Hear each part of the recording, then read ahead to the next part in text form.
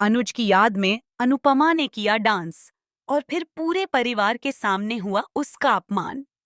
जी हाँ दोस्तों, अनुपमा के आने वाले ट्रैक में एक बार फिर से इमोशंस, ड्रामा और रिश्तों की कड़वाहट देखने को मिलने वाली है।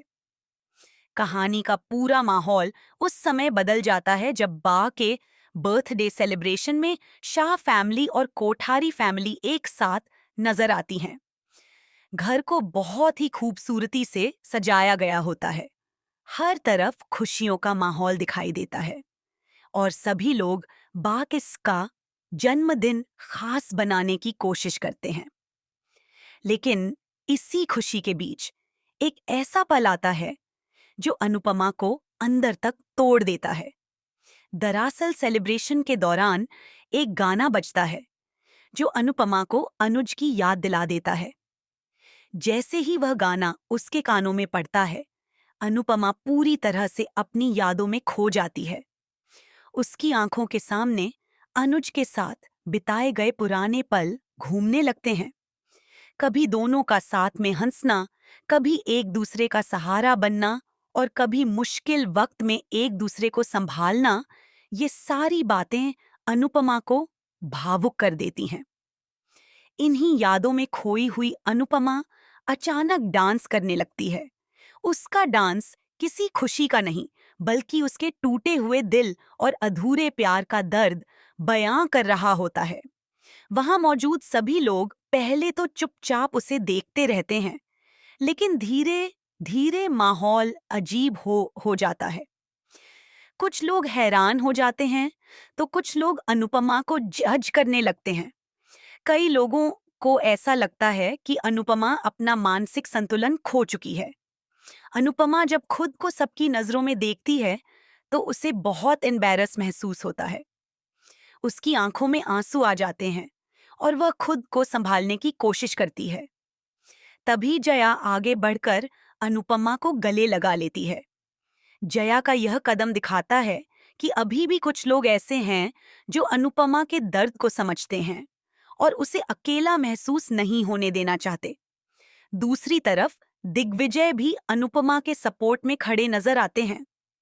वह साफ शब्दों में कहते हैं कि वह अनुपमा को इस तरह टूटने नहीं देंगे, क्योंकि अनुपमा उनकी बहुत अच्छी दोस्त है। दिग्विजय की बातें सुनकर कुछ लोग शांत हो जाते हैं, लेकिन कई लोगों के चेहरे पर अब भी ताने और सवाल साफ दिखाई देते हैं।